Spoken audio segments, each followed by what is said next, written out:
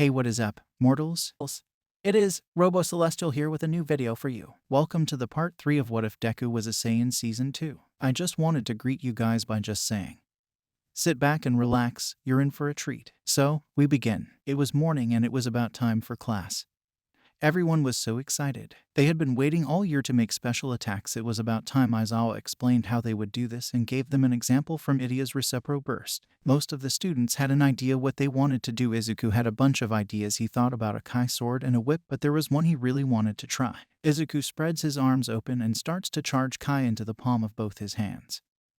But before he does it, he asks Aizawa to clear a certain part of the training grounds. He agrees since he has seen what Izuku was capable of. Finally, Izuku put his palms together, merging the two spears. Then before he knew it, a gigantic beam blasted out of his hands, pushing him back into the wall and fracturing his arms. Aizawa sent him to the nurse's office.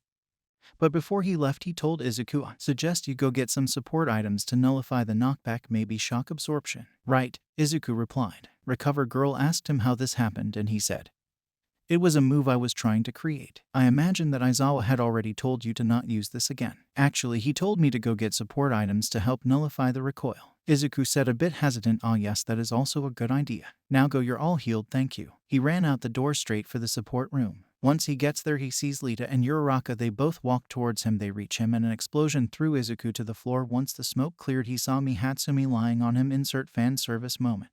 They all ask her to make support items for them. Idea asks for something to cool down his engine. Uraraka asks for an item to reduce nausea, and Izuku asks for shock-absorbing gloves that reach all the way to his shoulders while Hatsume deals with Lee. Izuku continues to think for new attacks, then it hits him. He remembered Kirishima and how his quirk worked. Instead of going for flashy big attacks, he should go for strong concentrated attacks that deal massive damage. While in super or covering his body with Kai, he can concentrate all of it into his fist, creating a devastating weapon. Izuku then stands up and walks out of the room. He had decided he didn't need any support items, he could just train his body to handle the recoil. Izuku gets back to the training grounds, then sees All Might giving everyone advice. All Might smiles and greets Midoriya. "How are you doing with your super moves? I bet you have a lot of things to show me." Izuku nods. "Though I want to keep it a secret, I want you to see me use it during the licensing exam." He then heads back into the rubble. Distant grunts can be heard in the distance as Bakugo is creating his own move. AP shot, an explosion that is concentrated to one point, causing destructive damage. He finally pulls the move off, but a piece of the rock he struck started to chip off and a big chunk of it fell off. Bakugo saw that it was going to hit All Might. Aizawa did too. Then right when Eraserhead was about to pull All Might out of the way, a bright fist came out of smoke and struck the stone, completely destroying it.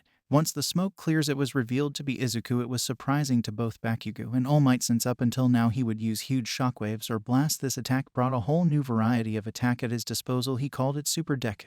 Model, Harden. Kirishima turns to look at Deku since he had just screamed his quirk name, and everyone else watched in awe. All Might begins to recall the day he had saved Bakugo. He completely destroyed the monster with one blast.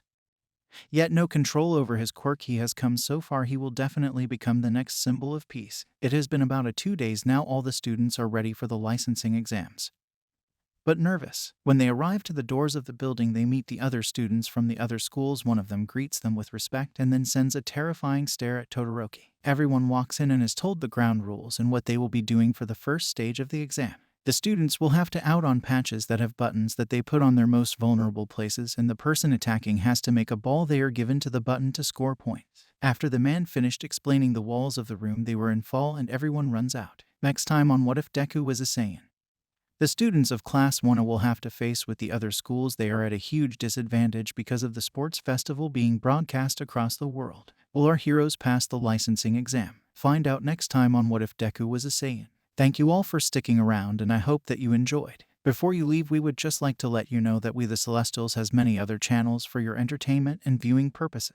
All the information you'll need is right below here in the description, so feel free to check out all the other incredible projects our team creates. Secondly, on behalf of We the Celestials, I'd like to thank everyone involved in the production of today's awesome content. Their details will be in the description below. That's all for today's video. So goodbye and have a divine day.